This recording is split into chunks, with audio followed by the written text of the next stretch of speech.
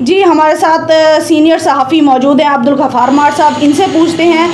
जी मुमताज़ चांग साहब जो तरक्याती काम करवा रहे हैं, आपकी क्या राय है? जी बिल्कुल, आपने बहुत अच्छा सवाल किया। मुमताज़ चांग के हवाले से मैं यही कहूँगा कि मुमताज़ चांग अपने हल्का 266 में बहुत कोशिश कर रहे हैं, मेहनत कर रहे हैं। पाकिस्तान पीपल्स पार्टी से उनका ताल्लुक़ है। अपोजिशन में होने के बावजूद भी वो इलाका की आवाम में नज़र आ रहे हैं। 2018 में इलेक्शन हुए, अब 2021 आने वाला है, लेकिन मुमताज़ चांग इस 2.5 साल के अर्सा में हमेशा आवाम के साथ रहे। उन्होंने तकरीबन 7 एम्बुलेंस पहले दी थी अपने हल्का के अवाम के लिए, डिलीवरी केसेस हो या इमरजेंसी सूरत में हो या किसी सूरत में भी अवाम को परेशानी हो तो वो एम्बुलेंस सर्विस वहाँ से मरीजों को लेकर अस्पताल तक पहुँचाती है।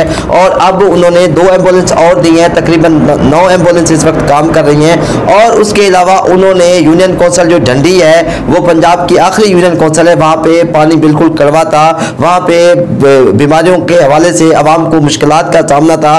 मुमताज़ चांग ने वहां जाके वाटर फिल्ट्रेशन प्लांट दिए और हल्का 266 के वो इलाके जहां पे अच्छा जरूरत थी वाटर फिल्ट्रेशन प्लांट की, तो उन्होंने वहां जाके वाटर फिल्ट्रेशन प्लांट लगाए।